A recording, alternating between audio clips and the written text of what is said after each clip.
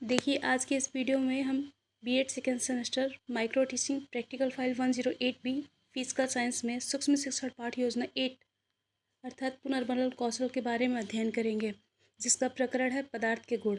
यह class 9th का एक टॉपिक है जिसमें हमें पदार्थ के गुणों के बारे में अध्ययन करना है। जैसा कि आप सभी जानते हैं, इससे पहले वीडियो में हमने आप सभी को बताया था कि पुनर्बल कौशल में हम बालकों को फीडबैक द्वारा उनके सब्जेक्ट में रुचि उत्पन्न करने का कार्य करते हैं, अर्थात बालकों द्वारा दिए गए उत्तरों द्वारा उनका हम उत्साहवर्धन करके उनका फीडबैक बढ़ाते हैं, जिससे वह अपने विषय वस्तु में रुचि लें, इंटरेस्ट लें। तो अब बात करते हैं हम सूक्ष्म शिक्षण पाठ योजना 8 पुनर्बलन कौशल की। जैसा कि आप सभी जानते हैं, सबसे फर्स्ट पेज पे हम किस कौशल का प्रयोग कर रहे हैं उसको लिखेंगे। उसके पश्चात आप यदि छात्र अध्यापिका है तो छात्र अध्यापिका लिखेंगे, यदि आप छात्र अध्यापक है तो छात्र अध्यापक लिखेंगे। उसके पश्चात आप अभ्यास केंद्र लिखेंगे। उसके बाद आप दिनांक किस दिन यह कौशल कर रहे हैं, किस क्लास के लिए आप टॉपिक अरेंज किए हैं, वर्ग क्या है, विषय क्या है। जैसा कि आप विषय देख सकते हैं, मेरा विज्ञान है, उप विषय जो है भौतिक विज्ञान से संबंधित ये टॉपिक है। फिर कालांश क्या है तो सेकेंड पीरियड है। अवधि तो 5 से 10 मिनट। जैसा कि आप सभी जानते हैं कि माइक्रो टीचिंग में जितने भी कौशल हैं उन सभी के लिए 5 से 10 मिनट दिए जाते हैं, जिसका प्रकरण है पदार्थ के गुण। अब बात करते हैं हम घटक के, अर्थात पुनर्बलन कौशल के घटक की।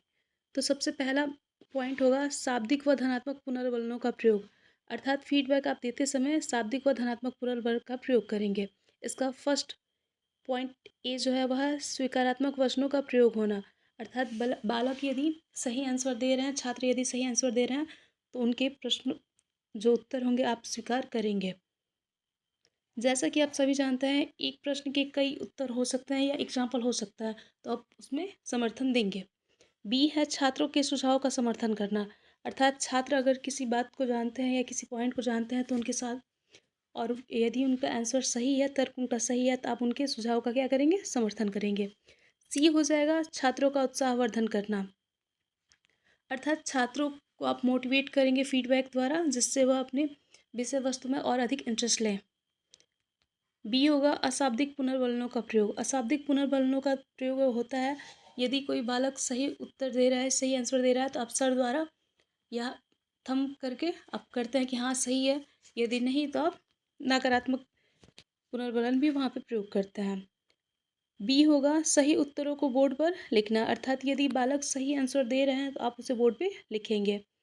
तीसरा है ऋणात्मक पुनर्बलनों का अभाव होना, अर्थात ऋणात्मक पुनर्बलन बहुत कम प्रयोग किया जाता है। फोर्थ होगा ऋणात्मक अशाब्दिक पुनर्बलनों का अभाव होना।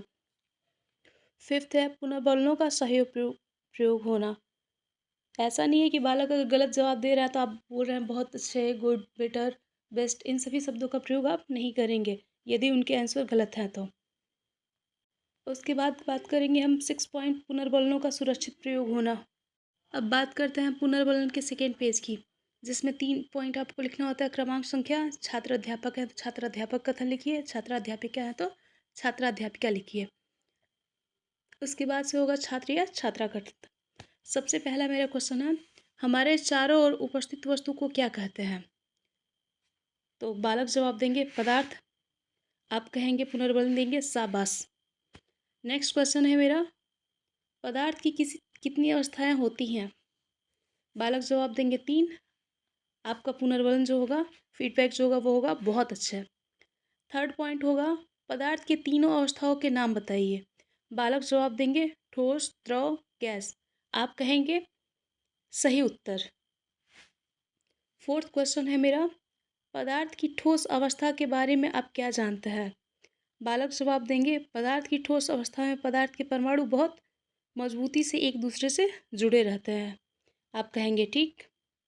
नेक्स्ट क्वेश्चन होगा मेरा, पदार्थ की ठोस अवस्था में पदार्थ के परमाणु के मजबूती से जुड़ने का कारण क्या है।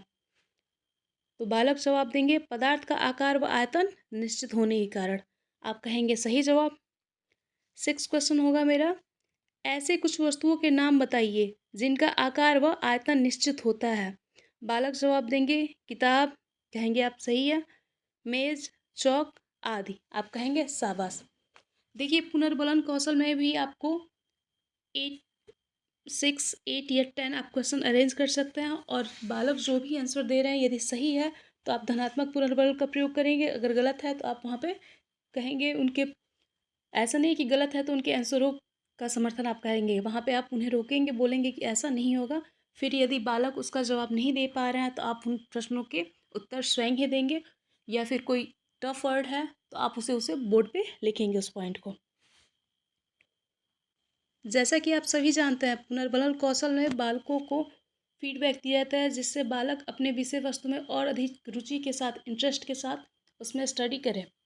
तो इसके लिए आप शाबाश, बहुत अच्छे, सही है, ठीक है, बहुत बढ़िया, इन सभी शब्दों का प्रयोग कर सकते हैं। इसके अलावा आप अंग्रेजी वर्ड भी यूज़ कर सकते हैं। जैसा कि आप सभी जानते हैं कि इस समय की जो शिक्षा व्यवस्था है वह 3 लैंग्वेज है, तो आप हिंदी, अंग्रेजी या फिर क्षेत्रीय भाषा का भी प्रयोग पुनर्बलन के लिए कर सकते हैं, अर्थात फीडबैक के लिए कर सकते हैं। देखिए, बालकों को फीडबैक देना इसलिए आवश्यक है ताकि वह अपने विषय वस्तु में, यदि उनके प्रश्नों के आपके प्रश्नों के उत्तर सही मिलते हैं तो उन्हें फीडबैक द्वारा और अधिक मोटिवेट किया जा सकता है, जिसके कारण वह अपने विषय वस्तु में और अधिक इंटरेस्ट या फिर रुचि के साथ स्टडी कर सकें। इस तरीके से हम बालकों को अंग्रेज़ी भाषा में फीडबैक जैसे गुड, बेस्ट, बेटर, हालांकि बेटर का प्रयोग तो हम बहुत रेयर केस में करते हैं जब बालक बहुत ही अधिक प्रतिभाशाली हो तब। इसके अलावा हम बेस्ट, गुड, इन दोनों शब्दों का प्रयोग फीडबैक के रूप में कर सकते हैं। अब बात करेंगे हम पुनर्बलन के थर्ड फेज अर्थात मूल्यांकन तालिका की। जैसा कि आप सभी जानते हैं, मूल्यांकन तालिका में आपके कौशल के घटक जितने भी दिए गए थे फर्स्ट पेज में, उन सभी घटकों का प्रयोग आपने सही तरीके से किया है या नहीं किया है, यह आपके सहपाठी अर्थात क्लासमेट तय करते हैं। उनके द्वारा आपको फीडबैक दिया जाता है, जैसे कि आप देख सकते हैं, निम्न, सामान्य, उत्तम, अति उत्तम। इन सभी पॉइंट द्वारा आपको पता चलता है कि आपके जो टीचिंग मेथड्स हैं, जो टीचिंग स्किल है, आप सही तरीके से उसका प्रयोग कर रहे हैं या नहीं कर रहे हैं। तो सबसे पहले बात करेंगे हम मूल्यांकन तालिका के प्रथम घटक अर्थात फर्स्ट घटक। पहला जो होगा वह होगा शाब्दिक व धनात्मक पुनर्बलनों का प्रयोग हुआ है, यह सामान्य है। इसका फर्स्ट ए पॉइंट जो है वह होगा स्वीकारात्मक वचनों का प्रयोग हुआ है। बी, छात्रों में सुझाव का समर्थन किया गया है। सी, छात्रों का उत्साहवर्धन किया गया है। सेकेंड हो जाएगा अशाब्दिक पुनर्बलनों का प्रयोग किया गया है। सेकेंड का ए जो होगा वह होगा भाव भंगिमा का प्रयोग हुआ है, अर्थात बॉडी लैंग्वेज। आप सर हिला के भी कई बार बालकों का समर्थन करते हैं कि यदि बालक किसी प्रश्न का आंसर दे रहे हैं और उस समय हिचकिचा रहे हैं कि सही है या नहीं, तो आप सर हिला के भी उन्हें मोटिवेट करते हैं कि हाँ, जो वो प्रश्न का उत्तर दे रहे हैं वह सही है। उसके बाद बात करेंगे हम सही उत्तरों को बोर्ड पर लिखा गया है, अर्थात जैसा कि हमने आप सभी को पहले ही कहा था, यदि प्रश्नों के उत्तर बालक दे रहे हैं तो आप उसे बोर्ड पे लिख सकते हैं, या फिर यदि वह नहीं दे पा रहे हैं, कोई टफ वर्ड है, तो आप उसे बोर्ड पे लिख के बताएंगे उन्हें। थर्ड पॉइंट होगा ऋणात्मक पुनर्बलनों का अभाव है। फोर्थ, ऋणात्मक अशाब्दिक पुनर्बलनों का अभाव हुआ। फिफ्थ, पुनर्बलनों का सही प्रयोग हुआ है। सिक्स, पुनर्बलनों का समुचित प्रयोग हुआ है। जैसा कि आप सभी जानते हैं कि सभी कौशल में आपका निरीक्षण कार्य जो होगा वह आपके सहपाठी तथा आपके जो टीचर होंगे, जो आपका निरीक्षण कर रहे होंगे, उनके द्वारा किया जाएगा। उसके अलावा आलोचनात्मक सुझाव में आपको बताया जाता है कि अभी आप में कौन कौन सी कमियां हैं। उसके पश्चात ही आपके सहपाठी सिग्नेचर करते हैं, और उसके पश्चात आपके जो निरीक्षक हैं, जो आपके अध्यापक हैं या टीचर हैं, जो भी हैं क्लास में, जो आपका निरीक्षण कर रहे थे जब आप माइक्रो टीचिंग करा रहे थे, तो वो सिग्नेचर करेंगे। इस तरीके से हमारा पुनर्बलन कौशल आज समाप्त होता है। आई होप आप सभी लोगों को अच्छे से समझ में आया हो। जैसा कि आप सभी जानते हैं, बीएड सेकेंड सेमेस्टर में हमें 5 कौशल पढ़ना होता है, जिसमें से ये चौथा कौशल था। पहला कौशल हमारा प्रस्तावना कौशल था, दूसरा व्याख्यान कौशल, तीसरा प्रश्नीकरण कौशल और चौथा हमारा पुनर्बलन कौशल। इसके बाद बात करेंगे हम श्यामपट्ट कौशल की। आपको एक कौशल से दो टॉपिक आपको एक कौशल में 2 टॉपिक तैयार करने होते हैं, और दोनों पे आप अपने सब्जेक्ट अनुसार, जैसा कि फिजिकल साइंस है आपका, तो फिजिकल साइंस में आप केमिस्ट्री और फिजिक्स से 2 क्वेश्चन अरेंज करेंगे। यदि आपका बायोलॉजिकल है तो आप बायोलॉजिकल में भी एक कौशल अर्थात प्रस्तावना कौशल के 2 आप टॉपिक तैयार करेंगे। फिर उसी तरीके से व्याख्यान कौशल के 2, फिर प्रश्नीकरण के 2, और इस तरीके से आपके माइक्रो टीचिंग 108B के एक फाइल में टोटल आपके जो कौशल होंगे वह 5 होंगे, लेकिन उनके जो सूक्ष्म शिक्षा पाठ योजना जो होगा वह 10 बनेगा। इसके अलावा आपको अर्थात एक कौशल के दौरान आपको दो टॉपिक पे कौशल तैयार करने हैं। उसके अलावा आपको 5 लेसन प्लान बनाने हैं। आई होप आप सभी लोगों को अच्छे से समझ में आया हो।